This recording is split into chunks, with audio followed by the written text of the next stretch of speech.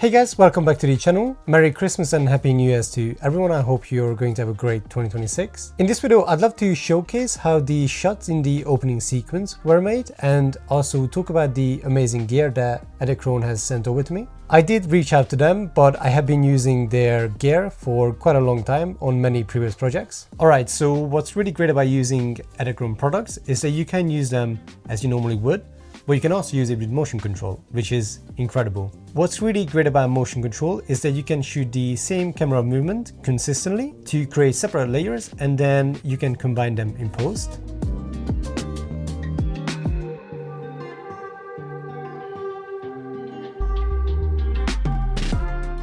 And in this example, I shot 4 different plates. The first one is where different fruits have been attached to C-stands. The next plate is the clean plate. Then the last 2 plates are where the sliced up fruits land in the bowl. So to make it look like the fruits are levitating, all we need to do is mask around the areas we want to remove and place our clean plate behind this layer, and it perfectly matches. We can then mask around the bowl from the other 2 shots and then combine them to give you this VFX shot, which would be otherwise quite hard to achieve without motion control. This gives you an incredible amount of flexibility and control to shoot all sorts of visual effects shots. One feature we used a lot was point tracking. This innovative tracking system uses the 3D position of objects in the scene instead of tracking through image processing. This means that it will continue to track objects even if the image is blocked. All you have to do is make sure the object you want to track is in the middle of the frame, then press next in the app, then move the camera on the slider a bit further down and point it at the object again, but making sure it's central in the framing, and then press done. As you can see in this shot, the lamp is blocking the view to see the gargoyle figure, yet the tracking remains incredibly precise. This is an exclusive feature for Edelkrone products and definitely something I have and will be using very often. In this next example, I have set up the SliderPlus and HeadPlus to slide, pan and track multiple points.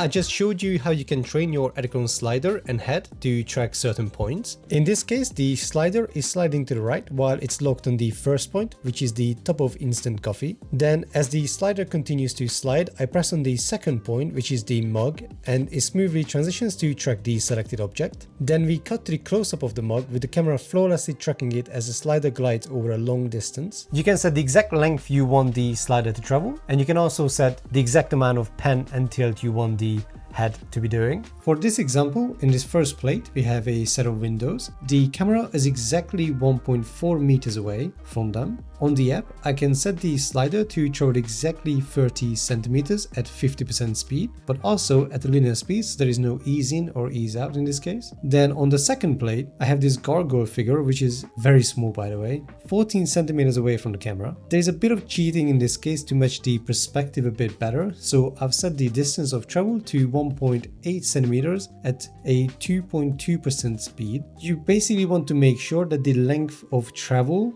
matches. So in this case, for me, both travels lasted about 9 seconds. For the opening shots, I used the Edelkrone gear as a creative storytelling device. For the wide shot, we have this subtle tracking forward towards the character to create tension. Then we cut to the mid close-up and the camera is sort of wrapping around the character to sort of emphasize her expressions of curiosity. Also for the wide shot, I ended up stabilizing Sophie to stay at one position, and then I tracked the camera and then placed it into the 3D scene. But this takes me to another great point, which is, in my opinion, it's always best to use real camera motion. 3D cameras can come across quite unrealistic in my opinion, but when you're grounded to be using real equipment, there are certain limitations that in the end can subtly help you achieve more realistic results.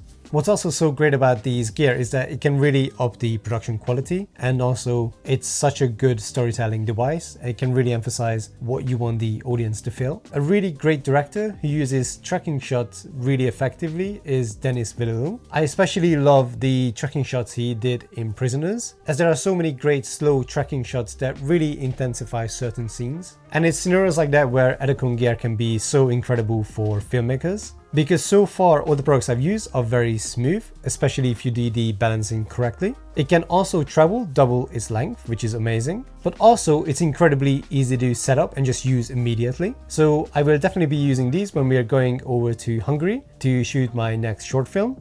because of how versatile and quick it is to set them up, and we're not gonna have too long at the locations. There will be many behind the scenes videos for that short film, so please subscribe if that's any interest at all. If you're interested in how the equipment from Edelkrone works, there are plenty of manual videos on their Edelkrone Academy YouTube channel. Definitely check them out. It's a very great source of information. We have the camera set up here, and basically we're just doing like a tracking shot. Then this is the set we have, which is very DIY.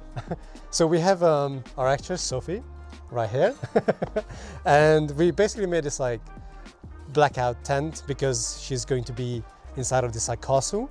And then we have the kind of like the light that's imitating the sun that's in the 3D environment. And then obviously the green screen. And we're shooting during the day, which is really good because we'll be able to get a really good key without like any light or additional lights. We put this black paper on the ground. Basically the ground is going to be quite dark. It's like dark wood in the 3D environment, and we want to kind of imitate the light bouncing back.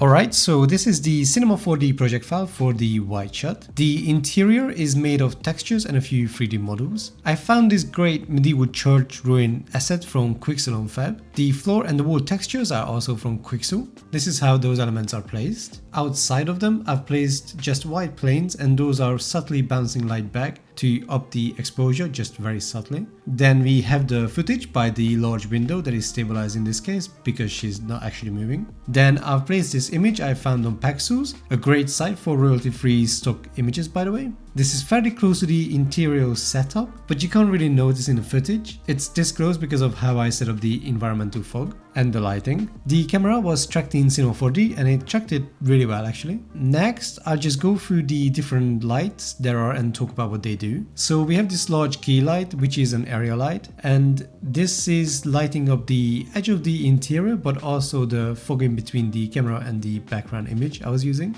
There is an additional spotlight with no softness for the shadows. This doesn't have as high intensity as the key light, so it's more subtle, but this is also affecting the fog. So this is creating that kind of light ray that's coming through the opening. Then we have a smaller area light, sort of like a very diffuse tube light. This is illuminating the interior a bit further, but I was making it look like this light is basically coming from the key light. Then there is another area light inside of the church environment. This one doesn't contribute that much towards the fog, but it just ups the exposure a bit for the interior. It's set to a very low intensity. Lastly, there is one more area light, and this is only illuminating the footage. Once again, very subtle and no contribution to the environmental fog at all. Lastly, there is the environmental fog. This is dialed in specifically for this shot, and I usually just play around with it until it looks decent. There is also a volume shader applied to it with some more control over where exactly the fog is. And also there is a noise node plugged into the shader, which just breaks up the fog and makes it seem more realistic. This fog setup is actually from a very good video, which I will have links in the description. It's a very similar setup for the mid close-up. For this shot, however, I composited Sophie into the shot in After Effects rather than rendering her from the 3D scene, like for the wide shot. Everything is the exact same, but I added an opening on the left side of the frame, literally using the same background image, but just a different part of it. I also lowered one of the walls in the back, so it seemed like there's a small window where light is coming through. It creates a nice light ray due to the fog, which looks quite cool I think. It also shows the silhouette of Sophie in the final shot a bit better, because the background otherwise is mostly quite dark. That's it for the 3D scene. I will be uploading tutorials to Patreon about these shots, so if you'd be interested in checking that out, please consider subscribing and supporting the channel that way. I have been a little late with the uploads to Patreon, but soon I will be uploading 2 green screen tutorials, one about getting a good key and another one about hair details specifically. Let's start with the wide shot. Alright, so the first layer is the render from Cinema 4D. There were some issues with the hair, so this next layer is just correcting the dark area. Then there is an adjustment layer that is the first color correction pass for the overall image. Then separately, I color corrected the foreground walls. Also separately, color corrected the character as well. And both of these were possible because I also exported a crypto matte pass, which allows you to create luma mattes for each object you have in your 3D scene. The next layer is just just adding some of the shadows back to her feet. And lastly, the grade, which was done using film convert. This ties everything together, creating the final look for this shot. Moving on to the mid close-up. So the bottom layer is the render from Cinema 4D. I've applied a very subtle color correction for this layer. Then the next layer is a green screen layer. This is what it looked like before the color correction. Then the layer above is a duplicate of the first layer, the background. I've made it into a light wrap for the live action plate. I've masked around the left side so it only applies to that area. I feel like this blends the outline of the hair a bit better, but it also gets rid of too much hair detail. So the layer above this is a duplicate of the foreground layer of Sophie. I've masked around the left side again, but more closely to the edge. Then set the blending mode to lighten and then reduce the opacity of this layer to 10%. The layer above this is just a slight roto to add back the left shoulder. And then lastly, the grade using film convert and lumetri. This shot is a bit more complex in terms of compositing. We've gone through how the setup worked to shoot the two different plates. We first have the background comb.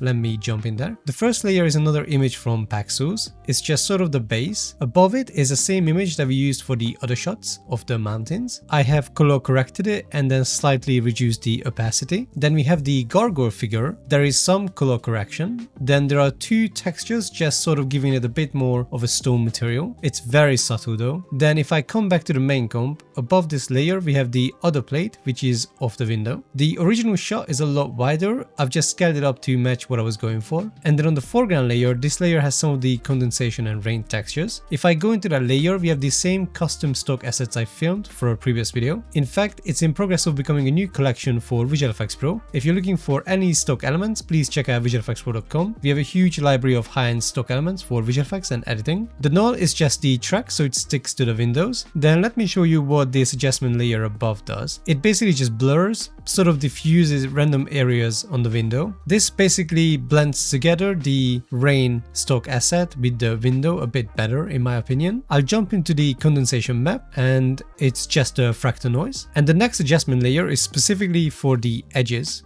When there's like condensation on the windows, usually it's more intense on the edges. This is being driven from an actual grunge texture because I wanted the edges to have a bit more detail. Then the next layer is just an image from the wide shot and it's used as reflection for the window. And lastly, the grade, once again using film convert.